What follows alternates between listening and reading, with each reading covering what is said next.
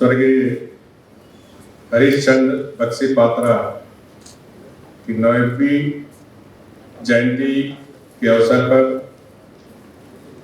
देश में विराजमान उड़ीसा के पूर्व चुनाव आयुक्त श्री संजीव चंद्र होता जी, स्मृति समिति के अध्यक्ष एवं पूर्व मंत्री उड़ीसा सरकार श्री प्रफुल्ल चंद्र गणेश जी, पूर्व विदेश सचिव एवं राजनयिक भारत सरकार श्री श्याम सरन जी, स्मृति समिति के सचिव डॉक्टर लोपामुद्रा बक्सीपात्र जी, इस सभागार में बैठे सभी देवियों, सज्जनों, मीडिया के साथियों, हरीशचंद्र बक्सी पात्र समिति द्वारा आयोजित स्वर्गीय हरीशचंद्र बक्सी पत्रा 90तम जयंती समारोह अवसरे आपनो मन को समस्त को मोर हार्दिक शुभेच्छा, अभिनंदन, नमस्कार, प्रणाम, जोहार। सर्वप्रथम मैं स्वर्गीय हरीशचंद्र बक्सी पात्र जी को जिनकी 90वीं जयंती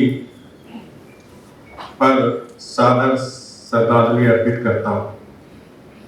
मैं स्मृति समिति का आभारी हूँ कि उन्होंने मुझे इतने महान स्नेह से इस कार्यक्रम में आमंत्रित किया। हमारा विश्वास है कि मृत्यु के बाद भी जीवन शाश्वत है। श्री भगवद गीता में भगवान कृष्ण ने कहा, नैना छिदंती सत्रान्नी नैना दहती पावका, अर्थात आत्मा शाश्वत है, यामर। इसलिए जो लोग समाज के लिए जीते हैं और मानव सेवा करते हैं, वे मृत्यु के बाद भी अमर होते हैं।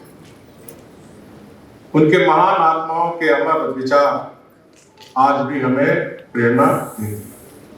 हरीशचंद्र बक्सी पात्र जी ने इसे आगे बढ़ाया।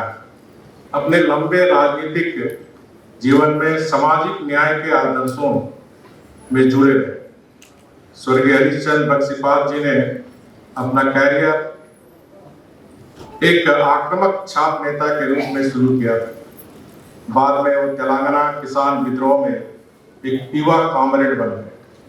कई ट्रेड यूनियन के साथ जुड़े।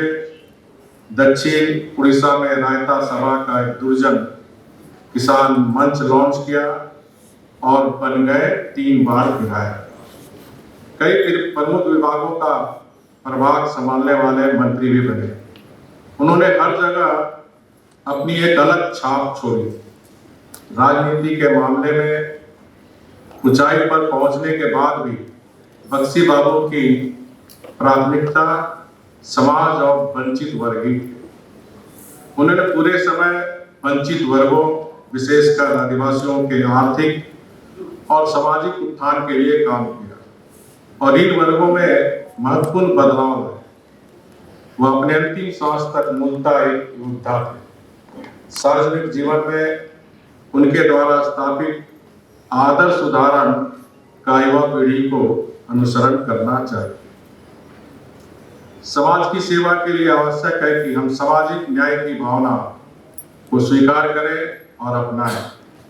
सामाजिक न्याय का अर्थ है समाज के हर वर्गों को समान अवसर मिले और कोई भी व्यक्ति जीवन के मूलभूत आवश्यकताओं से वंचित ना रहे। दलितों, शोषितों, आदिवासी, महिलाओं और दिव्यांग के साथ साथ वंचित और शोषितों का भी सहारा सरकार ही है। माननीय प्रधानमंत्री आदरणीय मोदी जी अंत्योदय की कल्पना को साकार कर लेने के लिए आगे बढ़ रहे हैं, जिसमें अंतिम पंक्ति में खड़े व्यक्ति को अवसर मिले। इसी क्रम में पिछले दिनों 15 नवंबर भगवान बिरसा मुंडा की जन्मस्थली से उन्होंने प्रधानमंत्री जनमन योजना, जिसमें जनजाति आदिवासी समाज के कल्याण 24,000 करोड़ रुपए की घोषणा की। इसके साथ साथ विकसित भारत संकल्प यात्रा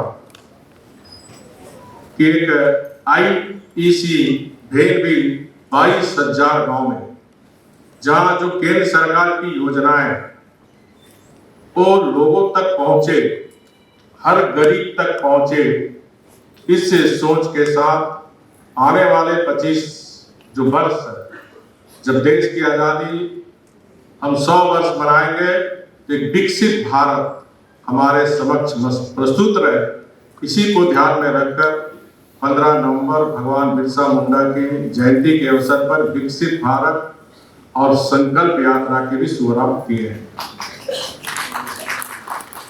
बख्शी जी भी परिवर्तन के लिए शिक्षा को सर्वोपरि माना। शिक्षा के क्षेत्र में उनके द्वारा किए गए कार्यों में कई युवाओं के भविष्य को आकार दिया। नए भारत के लिए देश आज अधिकारों से बढ़कर कर्तव्यों की बात कर रहा है। जब कर्तव्य की भावना प्रबल होती है तो समाज स्वतः ही सशक्त हो जाता है। देश अब शिक्षा से सशक्तिकरण के मन से आगे बढ़ रहा है। इसीलिए आज बेटियों के लिए बेटी बचाओ और बेटी पढ़ाओ जैसे अभियान इतने सफल हो गए।